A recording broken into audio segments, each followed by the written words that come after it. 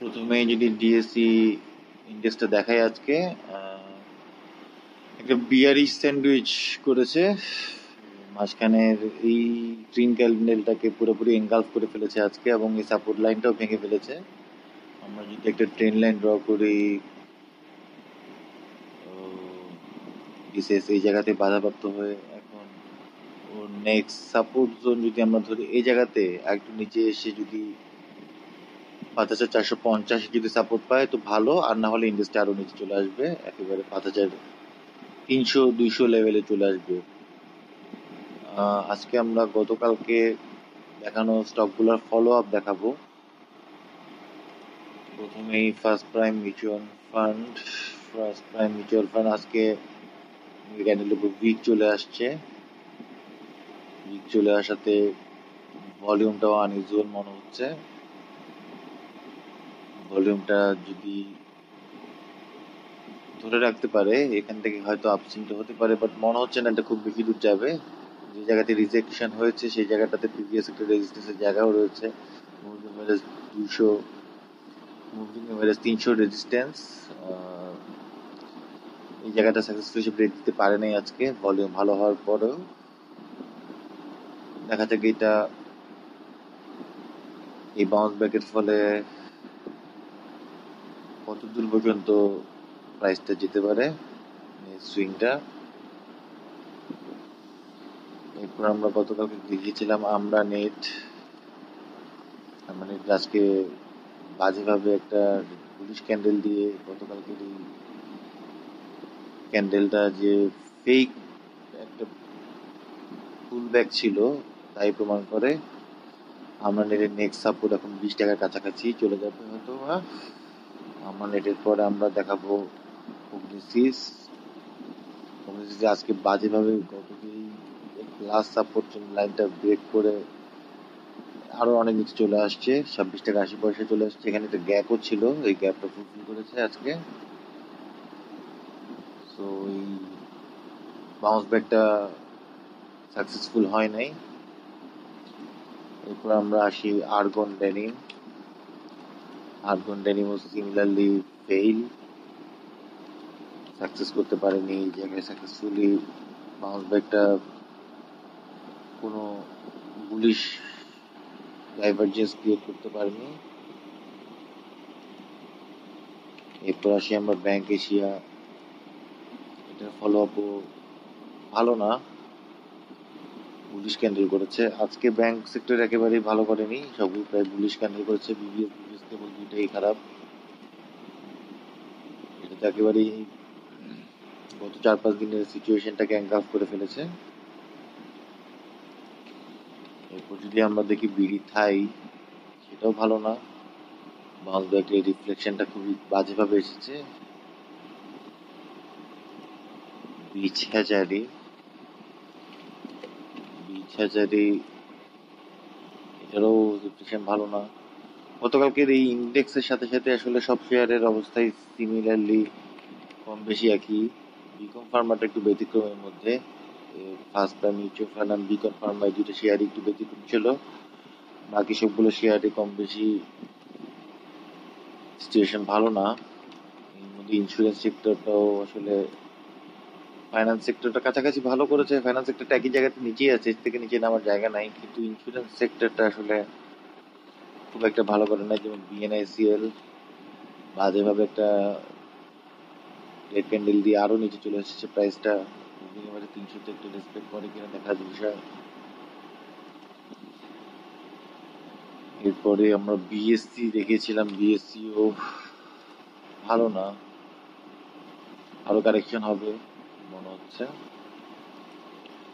আমরা কনফিডেন্স সিমেন্টটা দেখেছিলাম, একটা ট্রেন্ড চ্যানেলের ভিতরে ছিল, এই ট্রেন্ড চ্যানেলটা বাইরে থেকে একটা বাউন্স ব্যাক দিয়েছিল, বাট এটাও সাকসেসফুলি ব্রেকআপ করতে পারেনি, ট্রেন্ড চ্যানেল উঠতে পারেনি। কনফিডেন্স সিমেন্টের পর আমরা দেখাবো ডেস্কো, বাজে সিচুয়েশন, বাউন্স ব্যাকটা আসলে সাকসেসফুল হয়নি বলতে হবে। এরপর আসি Dhaka bank. Dhaka bank triangle সাপোর্টটা ব্রেক করে ফেলেছে। এই জায়গা এই দু একদিনের মধ্যে থেকে যদি সেই কারেকশন কারেকশন থেকে কামব্যাক না করে এইটা ঢাকা ব্যাংকের গন্তব্য আরো অনেক নিচে চলে আসতে পারে। সাপোর্ট ব্রেক করে ঢাকা ব্যাংকের পর আমরা দেখাবো ডমিনেজ। ডমিনেজও ভালো না সিচুয়েশন। এই জায়গা থেকে বাজে আজকে ভলিউম অনেক বেশি হয়েছে, কিন্তু ভলিউমটা রেট এসেছে কারণ প্রাইসটা প্রায় গত 5 দিনের ক্যান্ডেলকে এনগালফ করে ফেলেছে।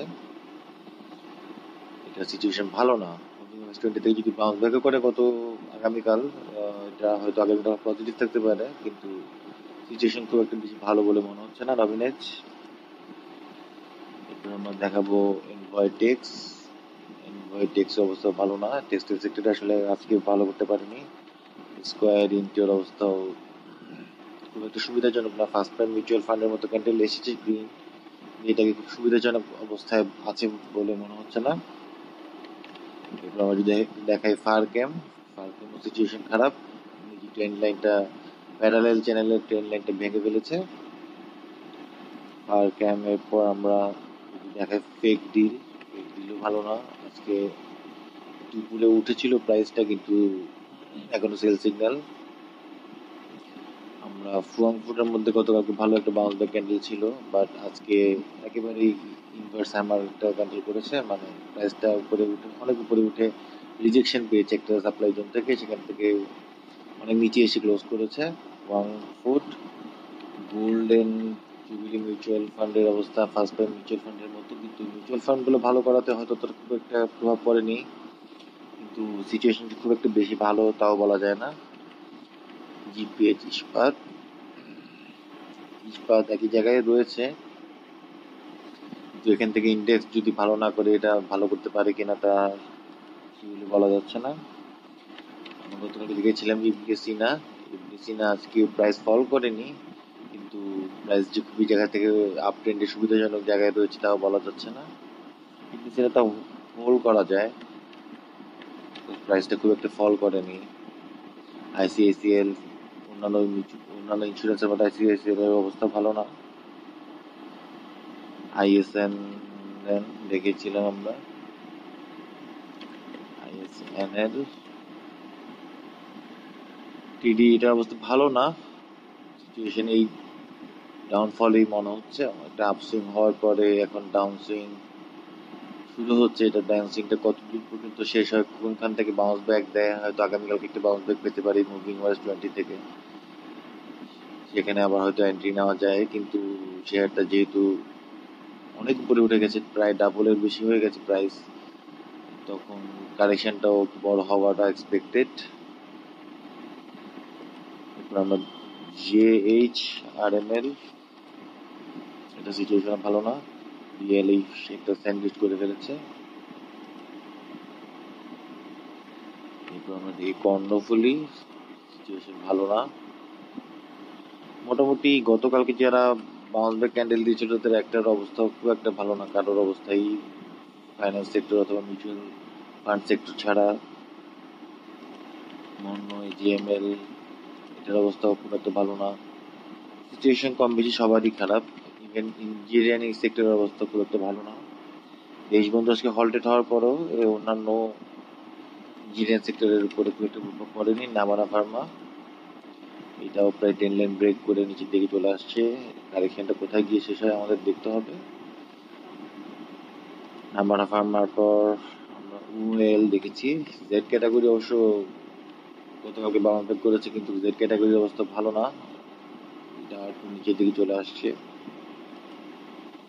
ওয়েল এর পর আমরা ওয়াইম্যাক্স দেখবো, ওয়াইম্যাক্স এর অবস্থা ভালো না। ওয়াইম্যাক্স ভলিউম পেয়েছে, কিন্তু ক্যান্ডেলের উপরে অনেক বড় একটা উইক এসেছে, প্রায় বডি সমানই বলা যায় উইকটা। উপর লেভেল থেকে রিজেকশন হচ্ছে, ইন্ডেক্স ভালো না করলে আসলে এই সমস্ত শেয়ারগুলো কতটুকু পর্যন্ত রেস দিতে পারে এটা বলা যায় না। আমরা যদি এখানে ট্রেন্ড লাইন ড্র করি, এটা ট্রেন্ড লাইনটা উপরে থেকে আজকে বলা যায় রিজেকশনটা পেয়েছে, সো আগামীকালকে এখান থেকে হয়তো আবার রিজেকশন পেয়ে নিচে চলে আসবে প্রাইস। আমরা দেখাবো ফার্মা 8,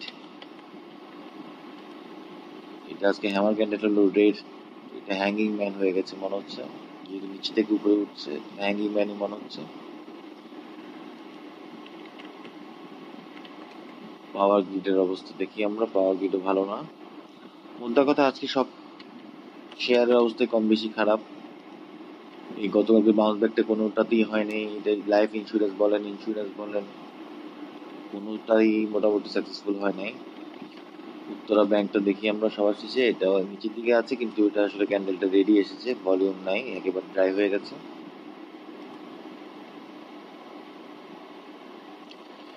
আমরা ডিসেক্স এ যদি আবার যাই, ডিসেক্স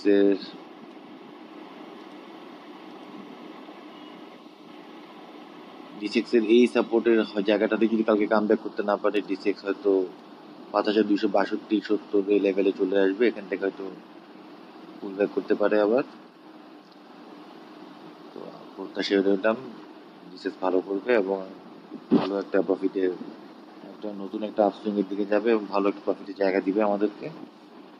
ধন্যবাদ।